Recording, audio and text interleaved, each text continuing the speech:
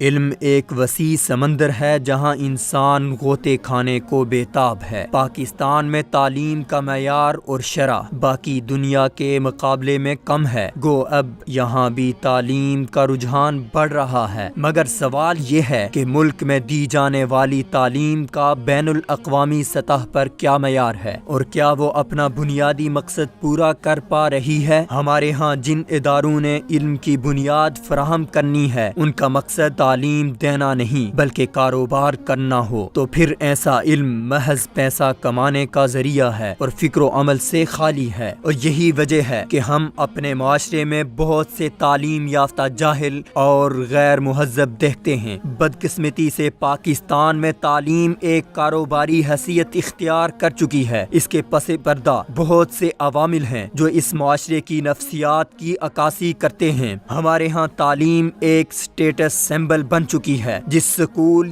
یا تعلیمی ادارے کی جتنی زیادہ فیس ہوگی وہ معاشرے میں اتنا ہی نامور ہوگا، اس سے قطع نظر کہ کیا اس ادارے میں پڑھنے والے بچے تعلیم و تربیت کے بنیادی مقاصد کو حاصل کر پا رہے ہیں یا نہیں۔ لیکن والدین کا سر ضرور اپنے خاندان اور حلقہ یارہ میں فخر سے بلند ہے۔ ان کو اس سے کوئی غرض نہیں کہ یہاں تعلیم و تربیت کے نام پر کون سی آزادی اظہار یا عمل کی تربیت دی جاتی ہے، ملک و مذہب سے متعلق کوئی آگاہی دی بھی جاتی ہے یا نہیں۔ وہ اس بات پر خوش و مطمئن ہیں کہ ان کا بچہ ایک مشہور سکول یا ادارے میں تعلیم حاصل کر رہا ہے، انگریزی میں فر بولتا ہے اور اردو سے ناواقف و بیزار ہے۔ یہ وہ سوچ ہے جو معاشرے کے متوسط و امیر طبقے میں بدرجہ اتم پائی جاتی ہے۔ جہاں تعلیمی قابلیت محض کسی دوسری زبان پر عبور ہو، وہاں ذہنی استطاعت اور شعور و آگاہی محض گمنام الفاظ کی صورت میں رہ جاتے ہیں۔ یہ تعلیمی ادارے ایک ایسے منافع بخش کاروبار کی حیثیت اختیار کر چکے ہیں جہاں والدین کسٹمرز ہیں، کسٹمرز آر آلویز رائٹ کے اصولوں پر چلتے ہیں۔ یہ کاروبار دن دگنی رات چگنی ترقی کر رہے ہیں۔ ان اداروں میں تعلیم بکتی ہے، کبھی مہنگی فیسوں کے ذریعے، کبھی فنڈ کے نام پہ، کبھی ڈونیشن کے روپ میں، اور اس کی خرید کی دوڑ میں وہ والدین پستے ہیں جو کبھی ادارے کے نام پر اور کبھی بتائے جانے والی تعلیم کی چکا چوند پر استطاعت نہ رکھتے ہوئے شامل ہو جاتے ہیں۔ ایک سوال یہ بھی ہے کہ موجودہ دور کی اتنی مہنگی تعلیم بچوں کو وہ علم و تربیت دینے سے قاصر ہے جو آج سے 30-40 سال پہلے گلی محلے کے عام سکول فراہم کر رہے تھے۔ آج کے نوجوان اساتذہ بھاری بھرکم ڈگریاں رکھنے کے باوجود بچوں میں وہ ذہنی شعور اور علم سے محبت بیدار نہیں کر پا رہے جو کسی سرکاری ادارے سے محض 14 جماعتیں پاس سادہ لباس استاد اجاگر کرتا تھا۔ اگر ہم پاکستان میں اسکولوں کے حوالے سے بات کریں تو فیسوں کے علاوہ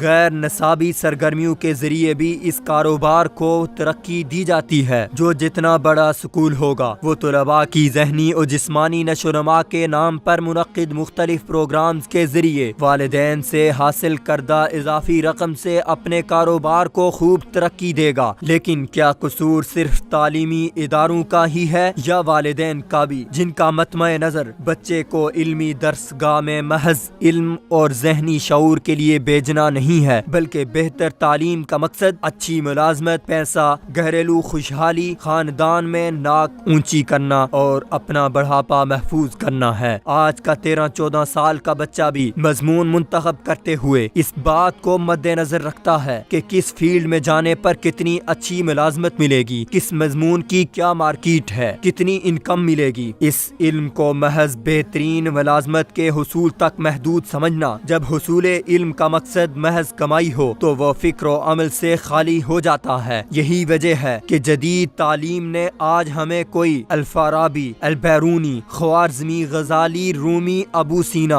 اقبال اور محمد علی جناح نہیں دیا، کیونکہ آج کی تعلیم علم کی روح سے خالی ہے۔ اس کا مقصد لوگوں کی بھلائی اور ترقی نہیں بلکہ محض اپنی ذات کی ترقی و فلاح ہے، اور یہی وجہ ہے کہ آج کے اعلیٰ تعلیم یافتہ بھی علم کی بنیادی قدروں سے ناواقف ہیں۔